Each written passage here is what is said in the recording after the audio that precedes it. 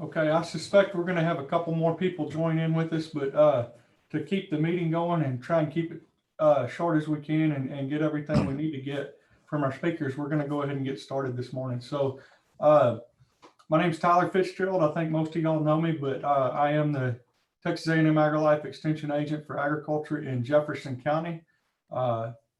Is this program the 54th annual, I believe, is what I came up with yesterday. Agricultural Finance Seminar hosted by Jefferson, Chambers, and Liberty counties. Miss Megan Carter from Chambers County's on this morning. I didn't see Roy on. I don't know if he's on or not, but at any rate, Liberty County and Roy has helped Flora in Liberty County is helping us host this morning as well.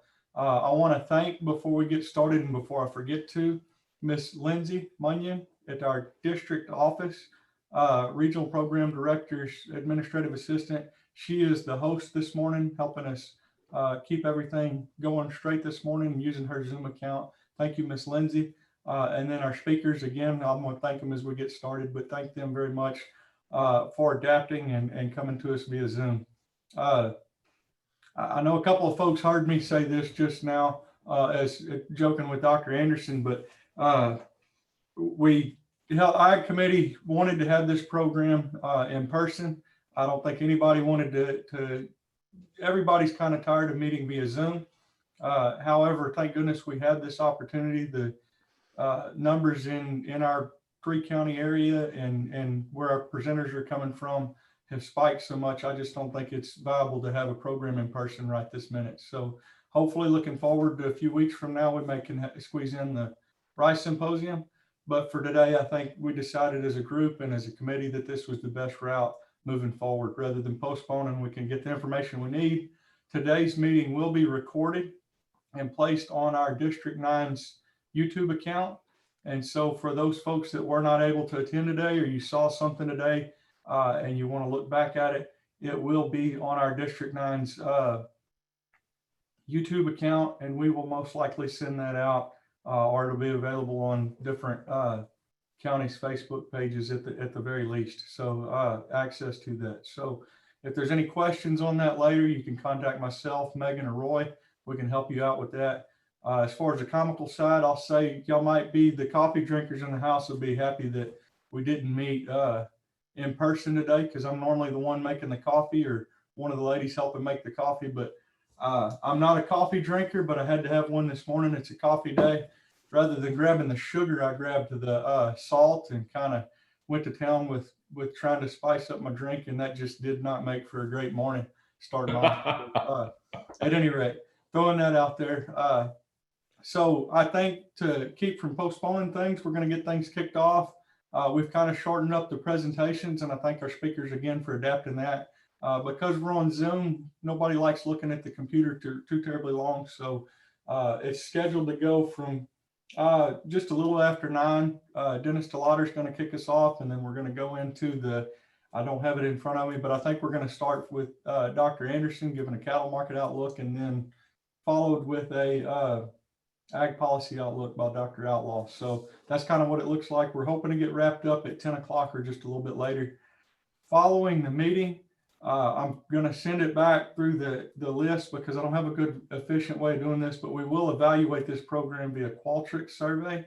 I promise it to be very short and sweet, just a handful of questions. If y'all could help us out with that, making these programs better for the future. So without any more delay, I'm going to hand it over to Mr. Dennis Delaughter with Vantage RM, and thank him for coming to us this morning and giving us a rice market outlook. All right. Well, thank you. It's good to be here, even though it's a Zoom. Let's get started so we can do this pretty quickly. I'm going to run through quite a few slides, and this is what we're going to do. We're going to first of all do a real quick look at the economic conditions, which will cover COVID as well. Then we'll take a look at the current world supply of rice, and then we'll take a look at the U.S. supply, and then a quick 2021 market outlook from where we are right now. Obviously, COVID-19 situation is getting a little bit worse right now. This is the current scenario of the top 8 countries. You can see the United States way out in front as far as the total cases. Active cases also very high. And so we obviously still have the problem here. I know a lot of people struggle with some of the data and some of the numbers, but this is what the market's looking at. And whether or not you agree with all of the numbers or not doesn't matter. The market believes it, and that's what the market's looking at. When we look at the COVID test numbers, you can see how they've gone up here over the past several months. We're up averaging over 2 million now. The number of positive reports are still very high. It's some new high levels, and so that's the situation that we're in at this point. The number of deaths that have come and are being applied to COVID also continues to go up. You see the U.S. daily number on a 7 average. That black line there is a 7-day average, and you can see it's up in that 2,700 per day is being attributed to COVID. So COVID is having an impact, and part of the impact, of course, is the overall economy. When you look at the unemployment rate, we got a new number, I think, out this morning. I haven't even had a chance to look at it, to be honest with you. But current rate was 6.4 coming into today. Obviously, the big spike, as you can see there, that occurred as soon as we shut down everything, and we've seen that drop way back towards this what we would consider a normal level. It was extremely low coming in. We had a very low unemployment rate, and we've just seen that here in the past couple of months drop back down. I think that there's some concern that we're starting to see a little bit more of a pause in the hiring. And in fact, we do know the initial claims were up big yesterday, and this is what it's been averaging. You see, we're up at that little over 800,000 a week. And so that's a very high number, way above what we've had all the way back through 70. And so the employment situation is continuing to be a problem, and it could actually push us into what we call a double dip. There's definitely some concern that we may see some issues with that. When we take a look at the housing starts, let's go through some of the factors of the economy. You can see housing starts dipping dramatically as the country shut down, and then all of a sudden we exploded back up, and you can see that housing has actually increased, especially one unit sales, as it continues to climb away from the 2008-2009 recession. That's what these blue lines are here, is the recessions, and you can see that we dropped way down during the banking crisis, and we've been recovering. And after the COVID started, and after the shutdown, we've seen a big spike in housing. When we look at the number of people who are going in and sitting in restaurants, you can see how this is where it was when we started the COVID issue, and we see how it stands to now. The northern states obviously not seeing the impact that the southern states are. This is Florida and Texas right here, and this is the national average. So we're only down about 20% in Florida and Texas from where it was when we started, but you can see these other states way down, and that's again sign that there's not a return to normal. This is the TSA checkpoint travel numbers, and you can see the people traveling by plane way down compared to what it was 1920 in the blue line. Here's where it is for 2021, and you can see that we are substantially down from the number of people who are going through the TSA checkpoints. Hotel occupancy has tried to come back. There you can see where it was as the country shut down, and you can see it has come back up, but it's still not even close to getting back to the 2009 recession level, and it's certainly well below the 2019 level. Taking a look at the amount of gasoline being used, gasoline has pretty well held its course here. It started to dip in December, but that's a normal dip to begin with. But you can see that we're still well below what we were the same week last year. So gasoline trying to get back to that level, and obviously more people traveling by car in certain situations, but still the amount of gasoline being used not as high as what it was a year ago. When you look at retail sales, this is one of those that really scratch your head about, but you can see the big dip as the country shut down, but then as the stimulus hits, you can see we start to spend money. So the consumer has been very active and has stayed active, but we are seeing some dips here, or a turn down, and some economists are very nervous about this turn down that they're starting to see in the retail sales. It's been the consumer that's been able to hold on to the expansion that we've seen, or the recovery that we've tried to see, And if we start to see these retail sales drop dramatically, then we could start to see some additional problems. This is kind of an interesting graph. What it does is it starts wherever the recession began with the number of jobs on a percent basis, and it tells us how long it takes us to get back to where we were before the recession. So you can see this was the big banking recession right here, and there's that employment rate. And you can see it took us 6 years to get back to where we were when the employment was when that recession started. Here's where we are now. This is the 2020 recession. 2019 and 2020 recession, and you can see that we're way down still and flattening out. Most economists believe that we're going to come in somewhere in that neighborhood of around 3 years before we get back to the same number of jobs. But again, it's just an interesting chart to show that we have seen this big drop. We're trying to come back, but we're also starting to see that flatten out. When we take a look at the COVID cases or in a roundup on COVID and the economy, analysts are still they've got some pretty good confidence about the conditions. They think things are going to return to normal at the end of 2021. I'm not so sure, but there a lot of economists believe that. The housing remains strong, but we are seeing some signs of it weakening here over the past few reports. Consumers are still active, but you have to realize that a lot of that is because of government stimulus. And the last government stimulus package that was just passed may be the last one for some time. Now, obviously, with the Democratic control of both the House, the Senate, and the administration, that is subject to be changed. But the government has been what's been pushing money out the door, and I'm going to show you that in a different way in just a second. But that is keeping the consumers active. But again, you have to wonder how long it can continue. So obviously the question then, what could go wrong with the positive outlooks? The main thing that I think that the market's looking at right now is this. This is the flu season, and this is where we are. So over the next 60 to 90 days, the flu season actually could get worse. And that has the markets concerned because there is talk of more shutdowns. I don't think it will probably happen in Texas, but there's certainly in northern states, they're talking about shutting down more, especially if we start to see some spikes. So that's where we are right now as far as flu season. We've got a 60 to 90 day period of time before we start to see the end of that particular part where COVID is expected to transfer the most during flu season. The other thing we have to worry about is what we call inflation. This is the M1 money supply. And right now, the amount of money in the system is $6.6 trillion. That is much. It's up 350% in 10 years. So as we look at this, that is the next shoe to drop. And certainly the Fed's going to be very active with this. Right now, the economy is not turning over the money, so we don't have inflation. But remember, the definition is too much money chasing too few goods. So that's a key ingredient that we're watching and the impact it could have on all of our markets. Obviously, an inflationary market could support some strength in the agricultural markets, but also in agricultural input costs. So the market outlook done on COVID and the economic outlook, that's the current picture. Let's take a look at the current world supply of rice and give you an overview of that and what we're looking at in the world of rice.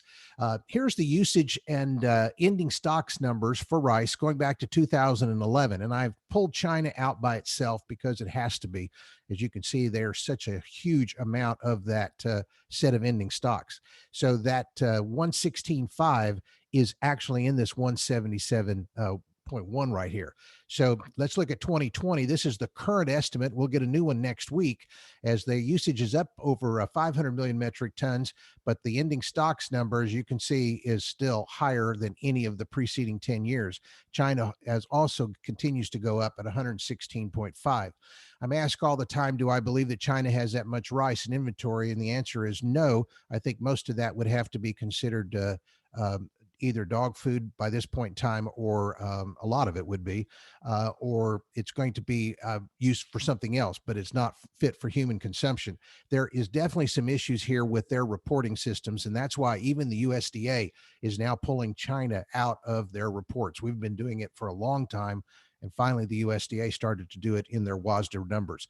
So that we don't know exactly what that number is. So what we can do is we can take a look at the ending stocks without China, and specifically look at the countries that are doing most of the exporting. So as you look at this, these are the 5 countries that we're following. This is the ending stocks. United States at 1.61 million metric tons, and look at India, 30.2. Remember Thailand, they had the intervention program in 11, 12, 13, 14. They ran up their stocks because of that, and they have just now gotten it back to where it's more normal. And the last report was 4.4 million metric tons there. Of course, this is the big number to worry about, 30.2 in India. They that's their largest number, obviously. It's actually down from 31, I think 31.5 in the WASDA just 2 months ago. So they have lowered that number, but still a very burdensome number, 30 million metric tons. And of course, the United States, you can see the numbers here. Yep, there's not one that's higher than that. So the United States ending stocks that are currently on the books is the highest that we've had in the last 10, 11 years. So taking a look at these world exporting countries of what we've done over the past several years, you can see that in 2012, we were up to 40.8 million metric tons. We got it down into what the numbers we really like, 28.6, hoping to keep it below 35, but we're back up to 38.5. That's the amount of rice that is being held by the 5 major exporting countries. Now, when you take a look at this part of the graph, you can see India here. That's their share of that 38.5. So a big amount in that particular country. That's why one of the things that has been in the back of some traders' minds has been the fact that India, if they start to really see a major spike in their COVID cases and they start to run into problems either through exporting or shutting down part of their government and country, it could really put some upward pressure on the prices of rice. We've already seen some of that. If you look at the current cash prices compared to what they were a year ago we were at 555 in the US. We're at 625 now, so we're up certainly. But look at Thailand, 419 to 520. That's up $100 a ton. Vietnam way up from 347 up to 515. Now, some of this, of course, is off of some of their weather conditions, and it's also because they didn't have a whole lot of rice here at the very end of their year. They're getting ready to start a new harvest, so their supplies have been down a little bit. So we definitely have seen some of that price improvement in those countries because of their lower supplies and lower ability to do any kind of exports. India hadn't changed much at all with those big old numbers that they've got in carryover, 360 to 370. Pakistan is becoming more and more an exporter, but you can see their price 362 up to 438. The difference, we monitor this really closely. It's been as high as $140 a ton, as low as 95. It's 105 right now. And of course, anytime you get below 80, then we become pretty competitive with both Thailand and Vietnam rice in as far as the quality goes. And we're certainly competitive with India.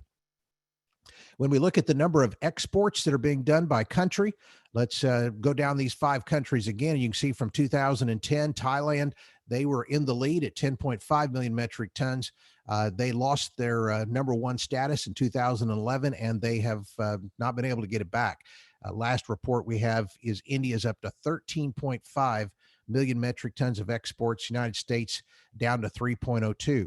So remember that number I showed you a little bit ago that was the high number? Well, look back up here and you can see that we've got one number here that is below this 3.02. So we're seeing some demand issues, which is, of course, what we're going to talk about in just a second. U.S. averaging over 10 years about 3.2 million metric tons. Let's take a look here at the that handles the world supply. Let's take a look here at the U.S. situation. We're going to look at the trend of supply, the trend of demand, government's activity. I'm going to leave that to Dr. Outlaw, and market psychology, the perceptions. We'll talk a little bit about that. Let's go and see why we've got so much rice. In 2019, the area planted was 1.7 million acres of long grain. In 2020, it was 2.1 million, and you can see that's an increase of 414,000 acres. The harvested acres, though, went from 1.73 up to 2.156. Excuse me. And so we've seen this increase in the number of acres substantially. The question that is being asked right now by the market is based on $11 beans and $4.40 corn. Loss of 200,000 plus acres in 2021 is pretty much a slam dunk. The question is, could we lose back that 400,000 acres that we gained in the 2019-2020. Some of the comments I'm getting from clients that I have up in Arkansas is that there's definitely going to be a major reduction in rice acres if the $11.50 beans can hold on here. So that is definitely one of the things that we're looking at. As far as the supply and demand charts go, this is the beginning stocks of 19 through 20. You can see the big decline in the beginning stocks as we started this year. The production number way up, obviously, 400,000 acres increase in production obviously is going to have an impact. Imports are pretty well holding the same, 29.5. So the total supply of rice that we have is way up. The domestic use is higher, which you would expect based off of the lower price. And then the export numbers are up, but not as much as they were. That's part of our problem, is that the export number at 67 million hundredweights is not a very high number. So total usage at 178, that gives us our 38.2 million hundredweight carryover number. That's a pretty big number. And of course, you compare it to the beginning stocks of 2019, and we're still up 6 million hundredweights, 5.6 million hundredweights. And that is a factor that the market is looking at, saying this is why we shouldn't be going a whole lot higher in price. But yet there's some other factors, and we'll talk about those here in just a minute. But you have to admit that the ending stocks and this current scenario is definitely on the bearish side. U.S. numbers as far as usage and ending stocks, just doing this to look back over the past 10 years, and you can see that 38.2 is the highest ending stocks, obviously, that we've had during this particular period of time. Usage is 178, not the highest level, and we certainly like to see that go ahead and click back up, but it is higher than the 2019 level. Average farm price right now from the USDA, $11.80. If you go back to the 2018 year, the average farm price back then was $10.80. So we're a dollar higher then, and we're not down all that much from what we were last year. And again, this is their prediction or their estimate. The last month's number that we got was $12.10. So we're definitely seeing a little bit higher prices at this particular point in time than what we had a year ago as far as the average farm price goes. So that takes a look at the current situation. Let's go through some of the details here, and I'm going to wrap up. From an overall rice fundamental bearish standpoint, this is just looking at from the bearish standpoint. U.S. rice supply is much higher. It's at a record level, and that is going to be a negative here in the near term. The demand remains weak. We're not seeing a whole lot of additional demand. Every time we turn around, the USDA is cutting the demand, and they've increased the U.S. consumption, the internal consumption, but at the same point in time, they continue to cut exports. So the demand remains on the weak side. Delta farmers are holding right now. There's a lot of rice that has not been sold, and that is somewhat because the grains are rallying, and the end of year pressure obviously could start to have an impact. And by that, I mean, when we get to the end of the crop year, we still have a lot of rice that has to be sold. So there is right now this bullish benefit from the grain rally, but we think at the same point in time, there could be some pressure coming on down the road.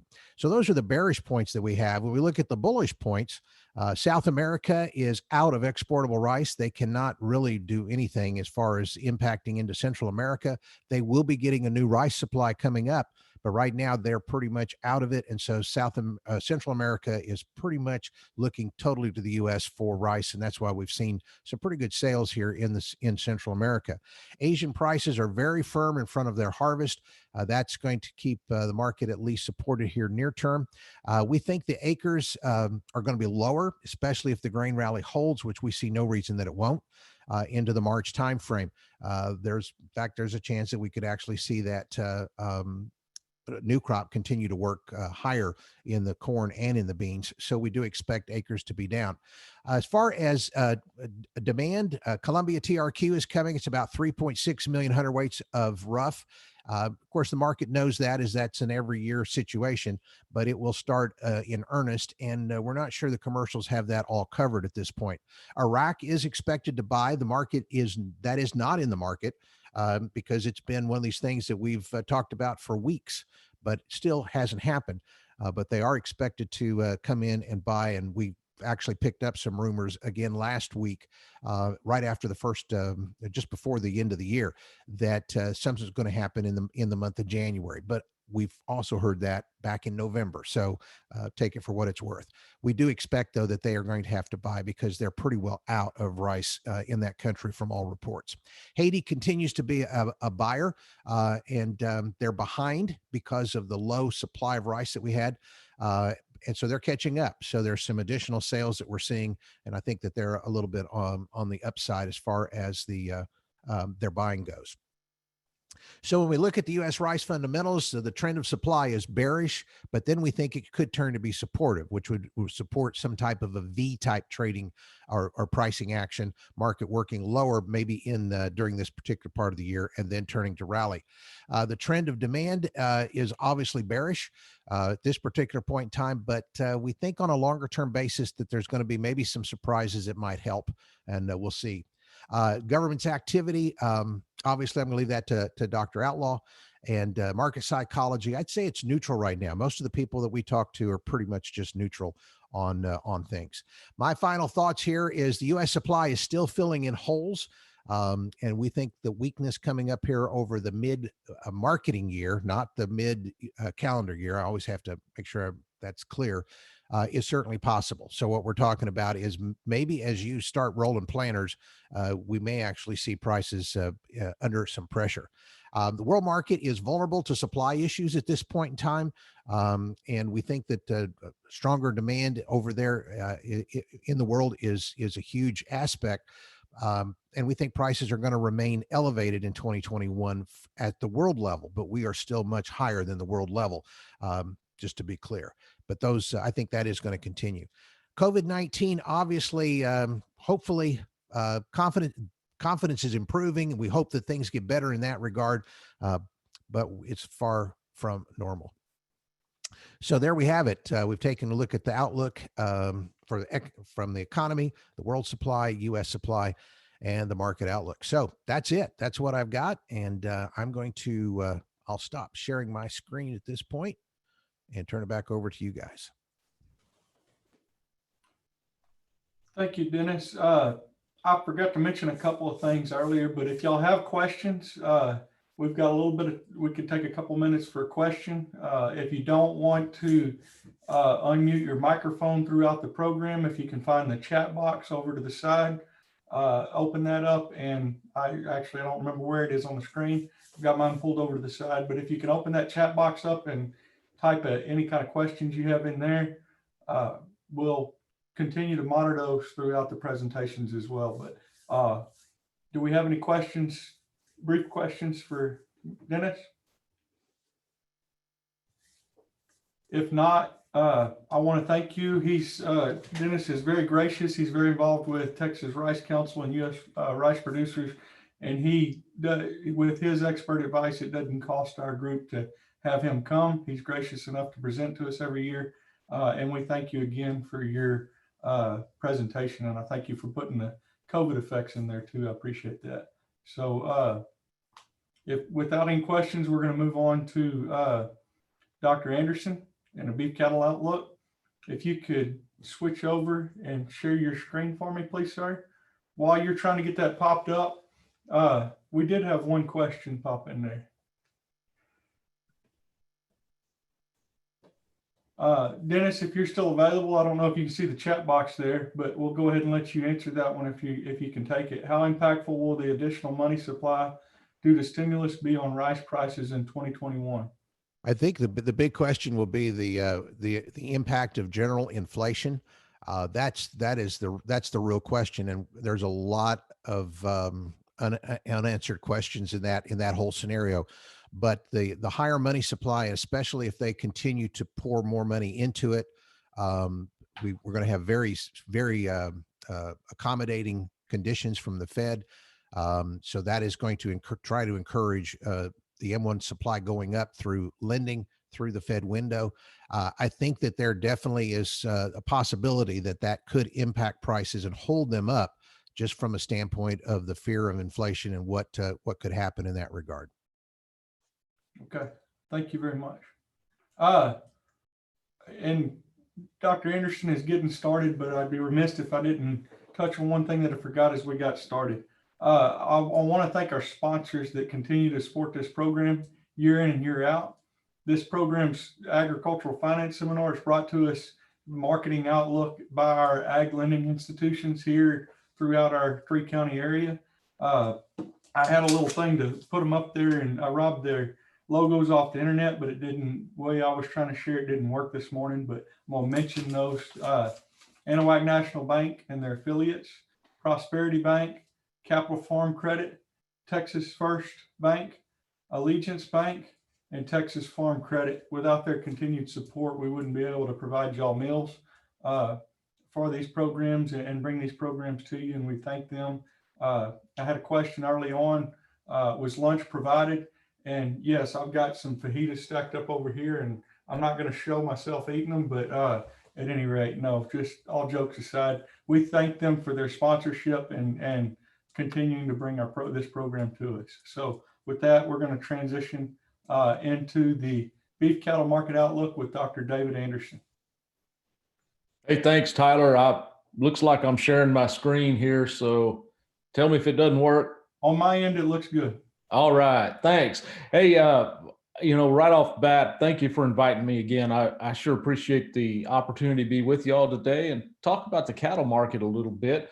I'm going to kind of set my phone over here so I can see the time, so I can kind of keep up with it. I put on my kind of first slide, I think the 3 most important factors in the calf market this year, and then I put 4 bullets on there. So really, I think the 3 biggest factors really, drought, feed costs, and cattle numbers, where we are in terms of the amount of beef we're going to produce, the number of cattle we have. I think that's the biggest thing going on with prices. And of course, kind of lingering over this whole thing or weighing us down is really this path to recovery in the economy. And that's really the path of recovery from coronavirus. And so that's certainly a big demand factor. And I'm not going to really show any charts on it. I want to roll through the others and talk about some charts on the others really, but then I'll make a couple of comments about that as it reflects beef demand and our potential for prices there. So heck, if we start, it seems I have often told groups I was hoping I'd never have to talk about drought ever again in my career, and now here we are. In fact, I went and looked at what we talked about a year ago, and we talked about drought then because we really had this developing drought in the West. And if we look at the drought monitor map really from last week, you can see that December 29th date up there. The next one comes out today, in fact. But you can certainly see the development of drought in the Mountain West, the Southwest, and particularly, you look at Texas, this drought continues to really expand and intensify. And I think really going forward, that's probably a pretty important factor, I think, in terms of calf prices. I would suggest that so far, we haven't had a lot of market impacts of this in terms of the calf market. Anecdotally, just from talking to people, I have had some phone calls over the last several months about people doing some early culling, moving some cows. They really hit by this drought and had to cut some numbers. I don't think the numbers, though, that have done it, they're really not large enough to really show up in the cow slaughter data, but it's something that's sort of getting started. And I think this is one thing that's really worth watching. And as we go through the year is really how does this thing develop and or intensify? If I think about, cattle numbers, particularly Texas, I'll come back to inventory in a little bit, but if we compared to prior to the big drought of, late 10, 11, 12, we've got about 500,000 fewer beef cows coming into this year than we did at January 1, 2010. So if we thought about kind of an overall stocking rate everywhere, we've got fewer beef cows in the state, and that might suggest perhaps some more flexibility on the part of a whole bunch of producers. On the ranch, are you forced to move some out if you didn't, maybe if you didn't restock quite as heavily. Now, that broad number for the whole state doesn't directly translate to individuals, but that might suggest some more flexibility and certainly affect, if the drought continues to intensify, the numbers that come all at once to our sale barns. But really, this drought thing, I think, is really worth watching and monitoring going forward. You'll notice that there's some dry areas really in the western corn belt, and that little string of dry areas going through Illinois, Indiana. Certainly that's worth kind of monitoring too, because feed costs are another certainly big deal, I think, in calf prices. I think this is the big thing that has kept our calf prices from being this last fall, the last 3 or 4 months better than they were a year ago, is really this increase in corn prices. And, we look at this increase in corn prices, pretty dramatic increase year over year. And so that's really pressuring our calf prices. This really isn't a supply problem. This run up in corn prices is not because of a bad crop, poor crop, any kind of problem that way. It really is dealing more with, we're exporting more. There is more demand for our corn in export markets as they pick up. And so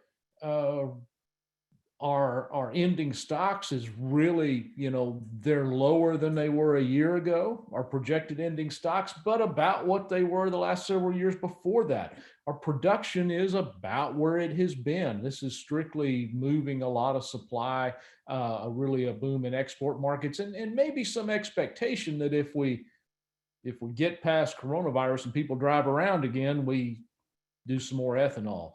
But really, these higher prices are with us and really dragging that down. And I thought I'd show soybean meal prices too. If we think about ration costs for livestock feeding, whether it's cattle, hogs, chickens, our competitors, these are really the two big driver of costs. The energy component from the corn and the protein component from really soybean meal is sort of a leading product there, whether we use that in a cattle ration or not. But certainly higher prices across the board for feed rations has been holding those prices down. So really, I think Dennis mentioned this expectation of some pretty high soybean prices, and certainly what's in the market may certainly drive some more acres of soybeans, and how that crop develops over the next 8 or 9 months will tell us where we are in terms of the pressure of feed costs on calf prices. One of the things I expect is that we get back to certainly a lot of acres planted. Trend yields would suggest a large crop again, and some difficulty in holding these prices at these high levels. So, I sort of expect, or built into my price expectations, some relief in the fall from higher feed costs. And so you'll see that when I get to calf prices too. A little bit on cow inventory. I just put together this chart of the number of beef cows in the U.S. 2020, January 1, we were down 1.2%. I expect when that inventory report comes out at the end of this month, we're going to be probably down another 1% in terms of beef cows. We're certainly on, in terms of cyclically reducing numbers. Our cattle herd is shrinking, and so in terms of the cycle, we're declining in numbers, which then will affect some declines in beef production over the next couple of years, and trending higher prices because of it. You might notice that dairy number, we continue to grow dairy cows. We're going to have more dairy cows starting this year than we did a year ago. I think where that's potentially important for us is really in the cull cow market. The volatility in milk prices has really, it led to certainly some higher milk prices in the second half of 2020. And because of that, folks didn't cull cows. And so one of the things I do expect is I think we're going to see some pressure on milk prices and some more dairy cow culling simply because of lower milk prices later on in the year. So, for completeness, I put the dairy cows there as well because they are a more important portion of the overall beef complex than maybe we used to think about them being. But again, from a cyclical standpoint, fewer beef cows this year than last year. Probably fewer beef cows in 2022 as well, if I projected my numbers a little forward a little more. A little bit of support for that. I put together this chart of beef cow slaughter. Obviously, the turmoil in April and May. But if we look at beef cow slaughter over the last 6 months, pretty much the same to a little more than we did a year ago, the year before in 2019. So if you think about it, we killed the same number or more beef cows in the second half of the year. For the year, we're up versus 2019 with a smaller cow herd. And so that really means that we've cut into the herd a little more. And if we looked at heifer slaughter as an indicator of retention and total female slaughter as a percent of the herd, those both indicate some slow decline in the cow herd. And given where prices have been over the last couple of years, we would expect that to be going on, some decline in cattle numbers. So really from a longer term supply, we're really, set up to see some declines in numbers. A little bit of short term, looking at feedlot numbers, feedlot placements, I think it's a pretty interesting thing. If we talk about adjustments, how we've adjusted to the impacts of coronavirus. Certainly in March and April, you see sharp declines in placements. If the plants aren't open or they're running slower, there's no, we really cut numbers that we placed because we're trying to manage the supplies going out.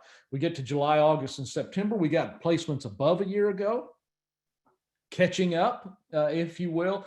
But if you look at the last couple of months with placements below a year ago, and we took this for the whole year, we're still down on number of cattle placed in feedlots, a good 4 or 5% compared to a year ago, which has, should suggest to us some continued declines in numbers available. So we get to this year, we really have some seasonal effects of these different levels of placements and when those cattle come out of those feedlots.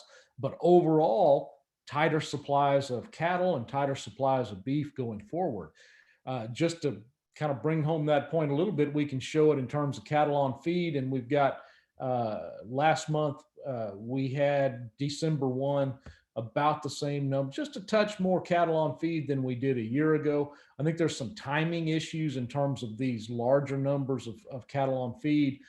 Certainly the numbers on feed for a long period of time, over 120 or 150 days, are back to where they were the year before and sort of where they've been. So in terms of, backlog, we won't be, most of that's all gone. So I think this also suggests to us that, some tightening of supplies. And I think that's going to help us in prices going forward.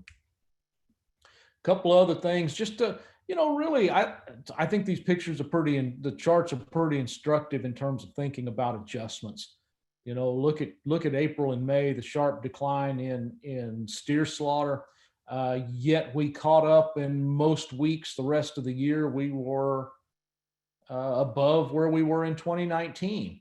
Certainly the ability to catch up, to learn, to figure out how to operate in this environment and move those animals through has gone on. So in terms of recovery of the packing side of it, that a lot of that recovery has been done. So I think it's instructive to point this out. But if we take this steer slaughter that's at or above a year ago, we take a look at dressed weights for steers.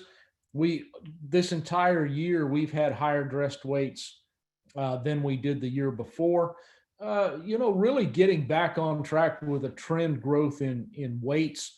And I think really good weather, excellent performance in feedlots. Certainly these back in April and May, some 40-pound increases year over year are certainly reflective of backing up cattle, yet now we're down to about 10, 15, 18 pounds heavier than a year ago.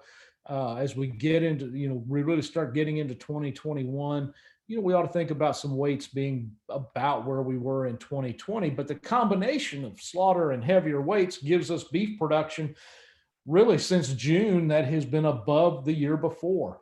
So as we think about all the turmoil in cattle markets and beef markets, we're producing the same amount or more beef than we did the year before that we're pushing into retail markets for consumers to purchase. We're moving a lot of beef. There's a lot of beef on the market. We're producing more. Now the mix sometimes is a little different. We've got maybe, as about the same number of steers, but every steer is heavier. So the tonnage, if you will, the pounds is bigger. And at times, at some weeks, we've had more cow beef produced relative to fed cattle, so we've had a little more supply growth from the cow side than from the fed cattle side, which makes a difference in our grocery store markets as well. But essentially, we're sort of at the peak in terms of beef production in this cycle. Remember that peak in production usually happens after the peak in cattle numbers. And so we've really hit our peak in beef production. And I expect over the next couple of years, beef production to be declining. So I included this chart of quarterly commercial beef production to point out just really two things. One is if we look at this 2021, kind of the medium blue line or bar, we're going to see some interesting kind of adjustments, really because last year was so small because of coronavirus in the April, May, June quarter. By second quarter this year, we're going to produce a lot more beef than we did the year before, but it's because the year before, 2020, was 2020.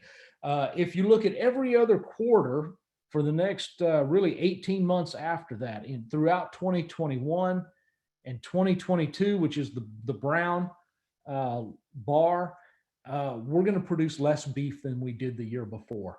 And, less beef production, fewer cattle on the market, I think translates directly to some higher price expectations for calves, feeder cattle over the next several years.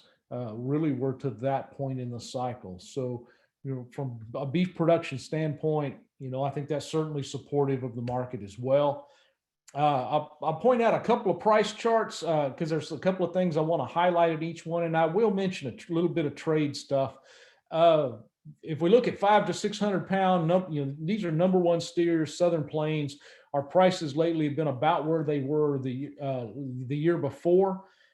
Quite honestly, I think really as we look at that, the only reason for that is really the pressure of feed costs. I think we would have had even higher cattle prices, calf prices anyway, as we closed out 2020 if it weren't for those feed costs. But I think one reason we've seen some better support for these lighter weight steers has been, we look at the timing of when they would finish in a feedlot in 2021. There's been some more demand for this weight of animals because of when they're projected to finish. We've had some more demand for these lighter weight ones. And if we look at heavier feeder steers, our 750 pound feeder cattle, they've seen a much bigger hit from feed costs. And again, I think the timing of when these animals would finish, looking at the futures market and projected supplies of beef and prices, we've had some more pressure on these heavier weight animals, a little less desire to have them, really based on the timing of what happens in 2021. Fed cattle, just for completeness, certainly lower fed cattle prices this year than finishing up 2020 than we had in 2019. Again, I think the pressure of beef production being greater than a year ago is certainly a large part of that. I would point out one other thing. I didn't pull to get the data together to show it, but one of the things that I think is a bit of a longer term effect in terms of fed cattle is that for the first time really in about 40 years, we don't really have an excess capacity of packing capacity. And so as our plants are full, there's less competition for available fed cattle supplies. They don't have to work as hard to get them because we're closer to being full. And that's really the culmination of over years, some plants closing. We think about Plainview closing, other plants have closed over the last 15 years or so. Really a long-term correction to cattle numbers versus the total amount of plant capacity we had from decades ago when we had more cattle. And I think that's a subtle thing going on in terms of cattle markets, our capacity relative to our numbers. And that has moved really not in our favor on the ranch side of it or on the feedlot side of things. And so I think that's a subtle change in our market that I think a lot of folks are still grappling with, because it's not something we've really dealt with for, quite honestly, most of our careers. This is something new that has evolved in the marketplace. And so I think that's a kind of a longer term shift that's worth keeping in mind. Two trade charts, just for completeness. I ought to talk about trade. Our exports certainly declined dramatically. We went from 270 million pounds of beef being exported in 2019 in May, June, July to, 180 million pounds, basically 190 million pounds. As our plants shut down, we had less beef to sell. Our beef was extremely high priced. We were less competitive in markets. We just didn't have the stuff to sell. And so we didn't export very much. I think on the positive side is as our capacity to produce beef has come back, our exports are back in line with where we were a year ago. I would expect some growth in exports in 2021 over 20, which I think helps us in the marketplace. It ought to be helping our cattle and calf prices indirectly. But certainly, I think we ought to take some encouragement that our exports have bounced back like they have in the face of all the turmoil in markets. Our exports have bounced back, and I think that's a real a positive. I want to show one other thing just out of my own, maybe my own interest, but I think it highlights another change in our market. And it has some particular meaning for Texas and our own cattle production, not only from the ranch, but also our fed cattle markets and our packing capacity as well. And this chart is these are our cattle exports to Mexico by month. And you can see, over time, we do tend to export cattle to Mexico. We have forever exported breeding stock. The big change in that growth in cattle exports is all fed cattle. And I think we've seen some changes in terms of whether it's our packing plant in Corpus Christi, the types of cattle that they are buying, the total number of cattle that are produced. And thinking about that capacity issue, I think one of the things that's gone on is we are exporting more fed cattle, slaughter weight cattle to Mexico, to packing plants in Mexico. Anecdotally, that is particularly cattle that are much more Brahma influenced in terms of breed. And they're finding some better prices and a better home down there going to those packing plants than they are going to U.S. packing plants. And so we really see this growth happening. I think one of the things it means, though, is certainly in an interesting kind of way, we might think about this as being really an opportunity that helps our South Texas cattle feeders. They've got another outlet for fed cattle. It just happens to be heading south rather than north. And in the spirit of, having more buyers is better than having less buyers, I think this is a positive development. because we're able to move those animals that direction. I think we might think of some negatives too. Why aren't those animals staying here? But I think this is where we have a market. We have a change. Excuse me. We have a change in our market and our market incentives and prices and premiums and discounts that is moving those cattle south rather than north. And I think this is something that's really, I find this to be a pretty interesting change in our markets. Are they huge numbers? Well, shoot, October, the last data we had was about 6,500 head. Not a huge market, but if we thought about that in terms of some South Texas feedlots, that's not an insignificant number. So I'm really interested in watching this data over the next year or two. Do we continue to see relatively large numbers of fed cattle, of slaughter weight cattle heading down there to Mexican packing plants? And so I throw that out just as kind of food for thought, as something different happening in our marketplace than we normally think of. In terms of economic recovery, I threw out the charts. I just left this one here. What I really would say, this really relates to beef demand. I think I think all the data bears out that going into coronavirus back last spring, we had an extremely positive situation in terms of beef demand. Our consumers want our product. Not only do U.S. consumers want beef, foreign consumers want our beef also. So we went into this with, and also a growing economy and whatnot, we went into this with I think a very positive picture for beef demand. I think that underlying issue of beef demand has not changed. Certainly, we've got many more people unemployed. We continue to be in a recession that is coronavirus triggered. Really, in terms of the overall economy, the path of recovery really depends on the path of recovery from coronavirus and those sectors of our economy that continue to be hit. We got some sectors of our economy that are growing. We got some other things like restaurants and travel that have absorbed a huge hit, and they're going to take a long time to recover.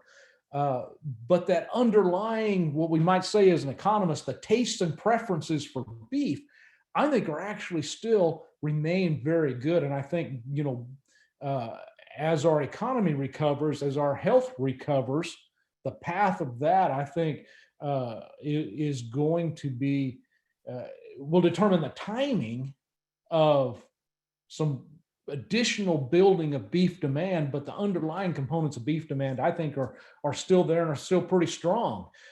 And so I would leave that as really about my only comments on beef demand in the sake of time. Again, keys for calf market, the same four things I started with. I should say the same three things I started it up with, and I'll hold up four fingers: drought, feed costs, cattle numbers, and really our economic or our health recovery, I think, are the keys going forward. Drought's a wild card.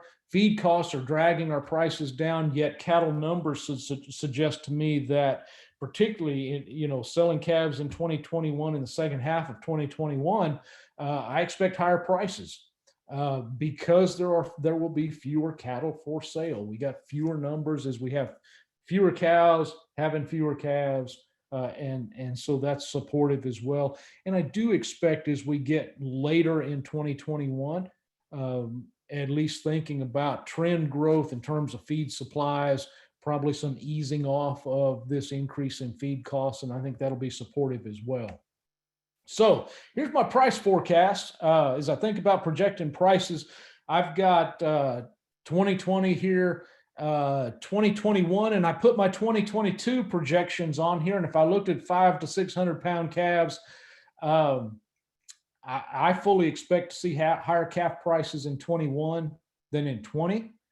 I expect higher calf prices in 22 than 21, simply because continued decline in cattle numbers, some moderation in terms of what we're seeing for feed costs that are supportive as well, and better prices. So, if I do lots of statistical modeling and stuff like that, this is basically what I come up with. I see some growth in cattle prices, higher cattle prices as we start to cut our supplies, and we see the effect of supplies on the market. So whether I'm talking 5 to 6s or 7 to 8s, again, higher prices for those as well. I think we are going to see some strange things within 2021 if we're comparing prices in 21 to 20, just because of all the turmoil in 20, and so that makes it look like some really large year-over-year changes in prices, but that's really because of what a terrible year 2020 was. And so as you look at those year-over-year changes, I think just the math of percentage changes year-over-year will imply some large changes. But as we look a little longer term, I fully expect higher prices. Compared to some of my colleagues, I'm a little bit more pessimistic certainly on the fed cattle side. But I think that just refers to thinking through the effects of this path to recovery on fed cattle prices. Certainly with less beef production, I do think we'll see some higher prices there as well. That I do think is going to support our calf market as well. Tyler, all I got after that is just a thank you for having me in terms of slides, having me here. I appreciate the chance. I sure wish I was there in person. Because I always enjoy coming over there here this first week of January and visiting with everybody. I do miss that. I miss that personal interaction. So with that, shoot, I'll stop. You want me to stop sharing or leave that up? We'll leave that up a couple seconds. We'll give people opportunity. Does anybody have any questions for Dr. Anderson? I'll give you a second or two to type it in if y'all want to unmute. If you have one or two real quick questions, we'll make a second for it. I know you said you always look forward to coming down, Dr. Anderson. I'll just be you may get upset at me for sharing this. I think it used to be Altice that was a big draw for you and Dr. Outlaw. And then for everybody to know, this is traditionally the week for our annual A&M AgriLife Conference. And the specialists, especially those folks on campus, are normally required to sit through that meeting. And I think that's normally a good excuse for those guys to like to come down and get out of that too. But I think that's both next week virtually. I have certainly told Tyler in the past that whether y'all invite me or not, I'm going to be telling everybody on campus that I've got to be out of town today. Correct. So we thank you for sharing your insight on look into the markets and things affecting it. We appreciate that. I don't see any questions in the chat box unless I'm missing something. So thank you, Dr. Anderson, for your presentation. You're welcome. I'm glad to be with you. Thank you again. And I think I've stopped sharing. Yes, sir. And I'll mute myself. Thanks. Our next presenter is Dr. Joe Outlaw. He really needs no introduction, but I think I'll share one, and he may decide not to come back if I share this. But I Googled Dr. Outlaw yesterday, day before, last week, trying to find all of his official titles to put on the agenda that we put out. And I think the second thing that came up under Joe Outlaw TAMU was a review from one of his students, and it was a comical review. It wasn't one of the bad ones, but it did say, let's see, something about the size of his head or ego. But it did say that he was one of the best economists in the country when it comes to foreign policy, if not the best. And that certainly rings true for knowing kind of the ins and outs of ag policy. And especially, he's always come to this program and given us update on how that all affects the rice industry. So we're going to see what he can have for us today. So Dr. Outlaw, I made you a co-host. I know you always have a presentation. If you could share your screen or attempt to do that at this point, but we thank you. Thank you again, Dr. Anderson, for giving your presentation, and thank you, Dr. Outlaw, for being with us today. Thanks, Tyler. In all seriousness, I think something happened because I got called yesterday. I have a meeting with the dean today. So I think they figured out that David and I had been skipping out on them or something. I'm not exactly sure. If y'all can see this, can you give me a heads up or thumbs up or something, and It I'll looks get good going. on mine. All right, so obviously I was sitting there listening to David. I have cows too, so I'm kind of curious about it. And believe it or not, I actually ask him pretty much before I do any of my dealings with my cows. And he doesn't, he's like me. He doesn't need any more big head, but he's never really steered me wrong yet, which is shocking. Anyway, you know, a win's a win, David. We got to take them where we can get them. So uh, I'm not so sure that today let's put it this way. After yesterday in Washington and after the election and after everything going on, it is really risky for me to be getting recorded, because I really like being able to say, I think you heard that wrong. I didn't say that. But today I'm going to try to give you, without getting myself in a position to get fired here at the end of the career, I'm going to try to give you what I think is going to happen the next couple of months. And if I seem depressing, it's just because that's my nature. But the events of the last few days have not been good. I'm not going to lie. So quickly, you know, I kind of want to give a little bit of economic outlook on our rice farms that we have. We don't have any on the east side, but y'all can take the results pretty well. I mean, the yields may be higher on the west side, but y'all also have, I see Alan Galding's on here.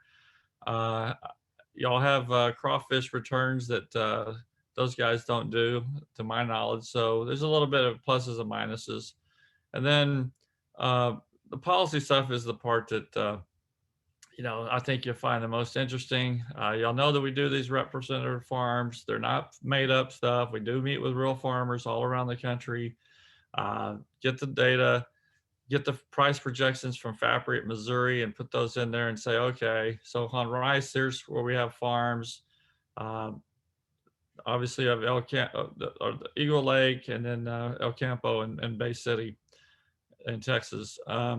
The prices, this was back in November, and I don't think they'll change very much for the new ones that are going to come out in about a month. But long grain rice is the blue line, and that's what we grow. And just as Dennis said, prices have been and look to be staying in that between 10 and 11, somewhere in that range. Which would say that you know, we've got to, they're projected to increase, but not enough to really get excited about. So we're kind of in a situation where the reference price of 14 on long grain rice is going to be in play for PLC. Everyone, I think, has in this state has done a good job of signing up for the farm programs. I'll talk about that a little bit. But when you look at the farms, the two TXR, that's Eagle Lake. So there's a 1,500 acre farm and a 3,000 acre farm. And if you look in the middle of this thing, it says probability negative ending cash. That is what we look at as cash flow. Are the farms doing a very good job cash flowing? And just like all of our farms across the country, the majority of them are having cash flow problems with lower prices. Yes, the government money helps, but it depends on when it comes. As far as the right-hand column, the net worth stuff, you know, that's the deal is, can you hold equity?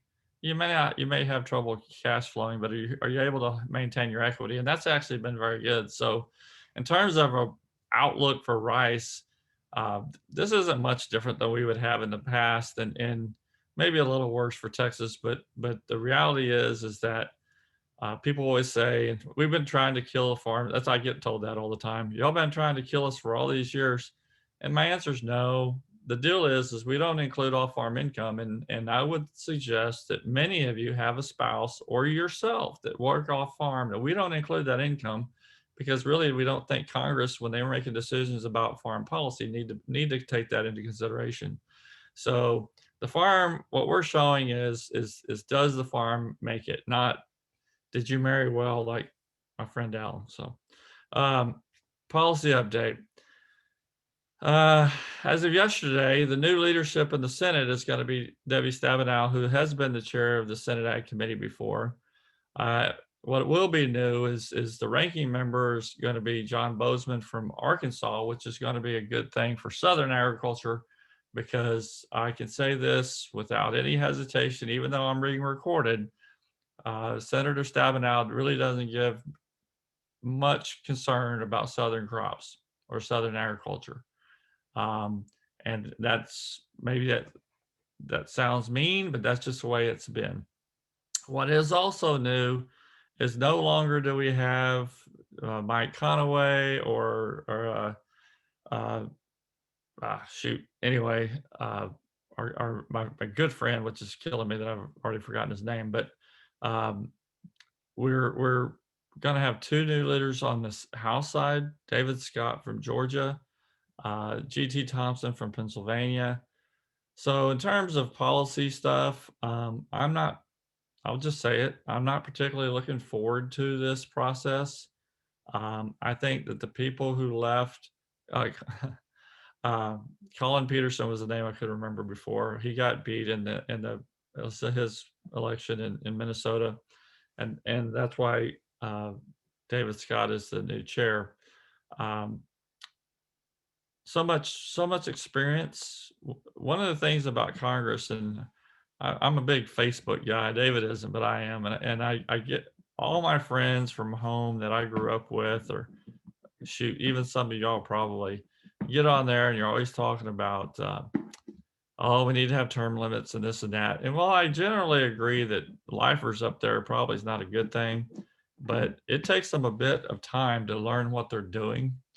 And so I think this whole process, as far as agriculture and the next farm bill, why am I talking about the next farm bill? Because we're basically a year away from starting it. So starting the process, actually it'll start later this year, but you know, it's going to be different, and that's the story. I mean, I'm not going to say any of these people are any better or worse than the other folks. But when you lose Chairman Conaway from Texas, we're going to have a lot less voice. And that's just the way it's going to be. We're going to have people on the Ag Committee from Texas. But on the Republican side, they're going to be freshmen. Take a step back and look about the COVID stuff. David talked about it at length. For purposes of what did it do for agriculture? They injected about $10 billion on CFAP 1. And then if you look at about $13 billion on CFAP 2, which absolutely help cash flow situations. One of the reasons why those rice farms don't look so good is because rice really didn't benefit very much from any of the CFAP stuff. A little bit, but not like other commodities. As seen from, you can't see rice. There it is, $40 million, about halfway down that screen, in the middle there, payments by commodity. So that's the way it was with CFAP 1 and 2. I can tell you right now, CFAP 2, if you liked it, you can thank Texas A&M a lot, because we had a lot of behind the scenes activity going on. I'll just say that we had a lot of influence on this, trying to make it more fair. You may or may not like the results, but we tried to make it more fair, and I think we did. So CFAP 3, those of you rice and soybean guys on the east side, when the dust settles, when they finally start making payments, you're going to get $20 an acre. That's what's the loss. That's what the bill said. I don't know how they can mess around and not give you $20 an acre, but that is the number. So CFAP 3, that should be coming sometime relatively soon. On the cattle side, and I know that there's a bunch of people always go, they can tune Joe Outlaw out because he doesn't talk about livestock very much. Well, you might want to tune in for just a second. They actually came up with an economist did it, and they came up with a convoluted deal that said, okay, let's look at CFAP 1 over here on the left-hand side. Feeder cattle less than 600 pounds got $102 a head for every head you had between January 15th and April 15th, or whatever that window was. I'm getting old. I can't remember all the dates anymore. But what they decided to do But having, if you had these suckers and you sold outside that window, you got $33 a head for them. And that made a lot of people mad. So what they've decided to do was go back and they take 102 minus 33 minus 55, which is the CFAP 2 rate that we got paid for those, and 50% of that amount, and they're going to give an additional $7 on all those animals. The one thing that I think you're going to find is that for those of us that have mother cows that didn't get any support under CFAP 2, you're going to get about $14 a head more payment.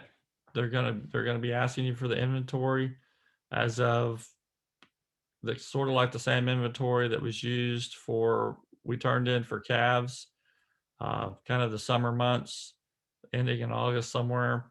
You're gonna get about $14 a head more. So this will be good. David is right. I've never bought so much hay in my life in a place that's supposed to rain. And for those of you that don't know, Bryan and College Station used to be a wet place, much like you guys. But other than yesterday, it's been kind of dry here. But I also have cows in South Texas, and when David put his drought monitor map up there, it made me sad because my cows are right in the middle of the red. So been buying lots of hay, and this will help out in that regard. Even though honestly, the drought has had a bigger impact than COVID, but it's a COVID payment. ARC and PLC considerations, and I've been trying to figure out. I got famous in Brazil last year when I did a big meeting in Iowa, and I didn't realize that it was being recorded there is actually press from Brazil in the room. And I got famous for a couple of weeks in Iowa because I said, I can talk to you all you want to about foreign policy, but we don't have enough money in play to really make a big difference anymore. What we need is a nice drought in Brazil. And I had friends that live in Brazil that manage farms down there that were emailing me going, I don't know what you said, but you got everybody riled up. And just yesterday, Senator Chuck Grassley, who I disagree with on almost everything, but this,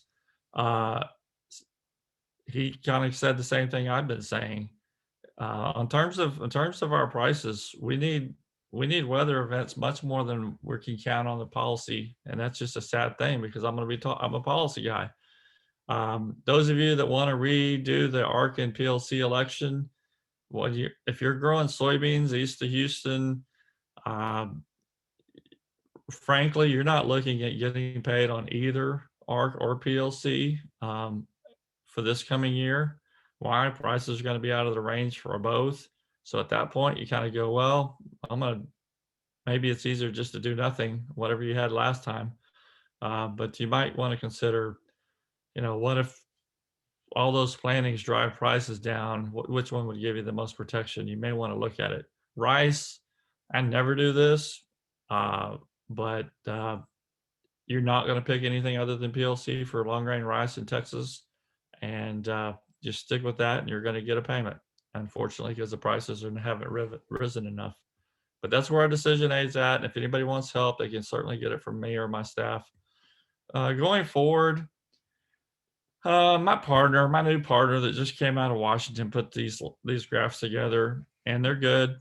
And they talk about what happens every time elections go wrong for certain parties. Republicans are really good at, I'll just say this, and this is going to get me in trouble probably, but Republicans are really good at spending money. But when they're not in control and they can decide what to spend money on, it suddenly becomes time we need to start worrying about cutting. Now, we have spent a lot of money, and the President Trump has poured a lot of money into agriculture for the last few years under CFAP and before that MFP. But the big question is this: none of that gets counted into what we can use for the next farm bill. All that was what they call ad hoc. So the money that we're going to have in 28 to do the next farm bill is going to be whatever it would cost to run this current farm bill going forward, which is going to be somewhere around the $60 billion range. As perspective, the last time we had bad prices and we had ad hoc assistance was after the failed attempt in 1996 with Freedom to Farm. And President Bush at that time was responsible for that orange box. He approved, and so the budget committees gave the Farm Bill writers an additional, what does that come out to be? Somewhere around 60 billion more dollars to do that farm bill for 2002 farm bill than we had previously. The question is, that's why we've got a question mark. When we start doing the next farm bill, are they going to add any more money? Because if they don't, we've got basically the same decisions. You've got policy that, you can't see my hands very well. I guess you can, but essentially I always do this, and it's what makes me such a great big-headed teacher, I guess. But I always say, here's the safety net. And we still have a safety net. It's very strong, but it's just kind of protects you starting at a lower level. And that's kind of where we're at when you have less money. And like it or not, that's the situation we're in. As I said, my partner put this together, talking about how much debt the public's holding and whatever. These things get talked about a lot whenever your party loses. And anyway. The next question will be, and this graph is really goofy because most of you may have heard of CCC when you used to get payments that it'd come from the Commodity Credit Corporation. Well, that's basically the credit card that the USDA uses to make payments, and the government has to refund to pay off the credit card and restock refill it. Basically, maybe it's more of a charge card, but it's about $30 billion. And that's where CFAP and MFP mainly came out of. And they had to refill it because of ARC and PLC that had to be paid back beginning October. There was a big excitement about that. They recently tried to double that 30 to something more. But the administration has already come out, and this is my last slide. They've already come out and said they're going to do a carbon climate stuff going forward and establish a carbon bank, and they think they can use that money that I just showed you on the previous slide, that had been used for CFAP, to encourage people to do carbon sequestration and other good things. Well, I'll just say this. I have started looking at it. I have no earthly idea whether their plan is going to be a great plan for agriculture or one that's going to cost you more than you're going to get in benefits. But we will be looking at it very closely, whatever they come up with. The last time we looked at these plans during the Obama administration, I got to testify in Washington about it. We did analysis using the farms and said that there would be some benefit to the selling carbon credits. But at that time, the plan was going to cost people more in reduced productivity or higher costs than there was going to be in benefits. And so because I'm an old guy and I'm skeptical of everything, that's kind of where I'm going into this. I'm trying to be open-minded, but the fact of the matter is, agriculture, especially rice, has a hard time with this situation. And then on the cow side, it's not going to do well with this situation either. So we've got to keep our eyes and ears open, and believe me, we're going to be on top of this. And if there's anything that y'all have any input, I would like for Alan Golding to let me know how much. Shoot me his email so we can have a conversation. I need to start thinking about crawfish since it's gotten to be such a big deal for some of you guys over there. You can tell me that COVID killed it, and then I'll say fine, but hopefully we're going to get that under wraps one of these days. Tyler, if y'all got any questions, I don't think I've done anything yet to get fired over, but there's always a chance. To risk getting any more of those, I don't see any questions right now for you. I know as we look forward to changes coming up, or as we see these changes next year, obviously you'll have a lot more update. as you see the farm bill progression. So Yeah, so just to make sure you understand, they're gonna try to and I'm gonna say it probably not very correctly, but they're gonna try to enact, I almost said shove it down your throat, but they're gonna try to get this carbon deal done in the first 100 days of his deal. And because the Senate is now Democratic controlled based on the Georgia elections yesterday and all that excitement, it's a green light now. I always prefer government to be no one party have control of everything, because it kind of keeps some checks and balances in place. And all I can tell you now is it's going to be a lot more interesting for people like me. all right. Well, I don't see any questions at this point. As always, we appreciate you coming and giving us your input there. So with that said, again, I want to thank our sponsors that continue to support this program every year. I want to thank our presenters. I think Lindsay jumped off, but thank y'all for attending today. Again, be looking in your emails for an evaluation. It will either come from Jennifer Coleman, Monica Reed, or Megan Carter coming to you, and it'll be just a real quick Qualtrics evaluation for this program today. I can't tell you enough that Megan and I and Roy really rely on those putting our end of year summaries together, the impact that these programs have, and then any kind of input you have moving forward. So we'd much rather been in person today. Hopefully looking forward to a Rice Symposium, we might be able to squeeze it in person or make some accommodations as more of a hybrid type program. Looks more like what we're going to have for that particular event. So at any rate, thank everybody for their participation today. And without any questions in the chat box there, I think this concludes our program.